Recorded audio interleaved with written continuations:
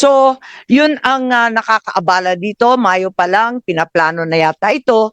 At kahit sinasabi ng ating kagalang-galang Secretary of Justice, sana narito siya, sabi niya, labas-masok ang dayuhan sa Pilipinas. Libo-libo sila, daan-libo pa ang pumapasok na waring di natin nalalaman.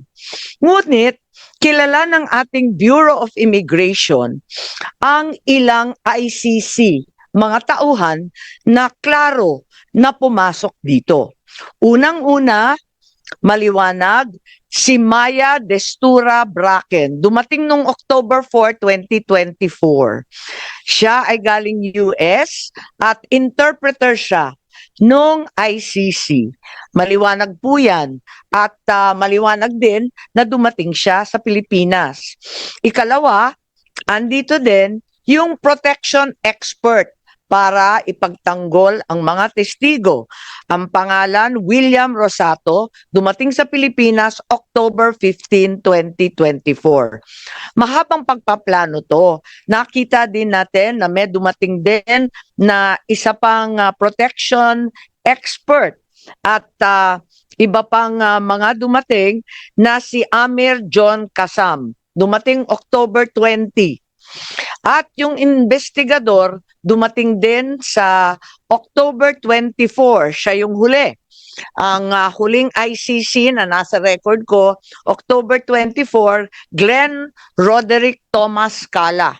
Siya naman yung investigador at hindi ko alam kung kompleto na ito dahil meron pang binabanggit na Robin Croft na abogado naman nila at may binabanggit din sa kanilang mga usapin na bagong team ng tatlo parating daw ng 19 October.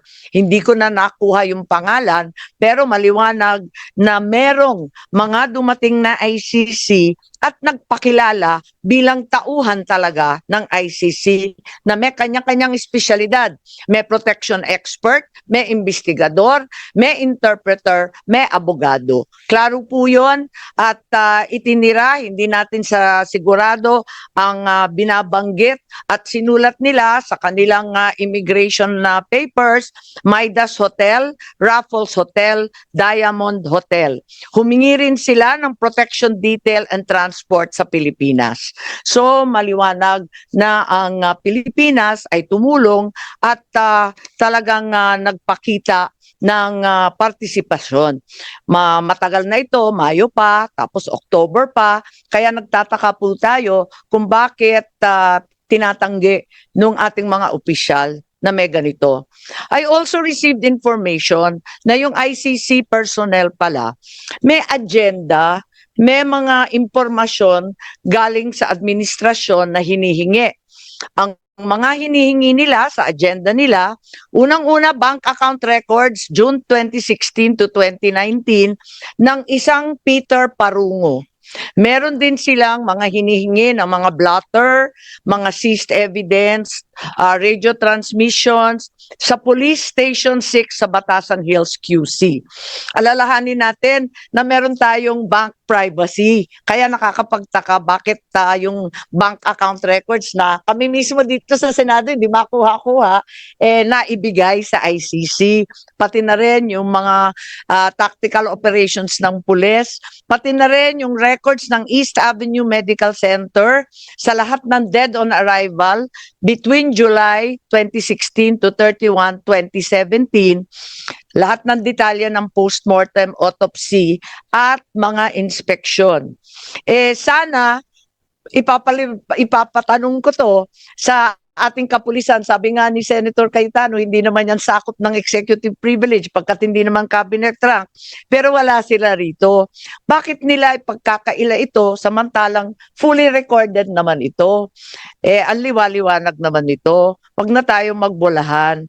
Tapos, itong agenda na sinasabing hiningi, siya rin ang lumitaw sa application for warrant ng ICC prosecutor. Sa madaling sabi, ang kaso sa ICC base sa ebidensyang binigay ng pamahalaan ng Pilipinas. I am asking these questions, I cannot help but wonder, while the administration has been claiming it did not help the ICC, why the prosecutor in his application for the warrant of arrest for PRRD cited the following documents as part of the evidence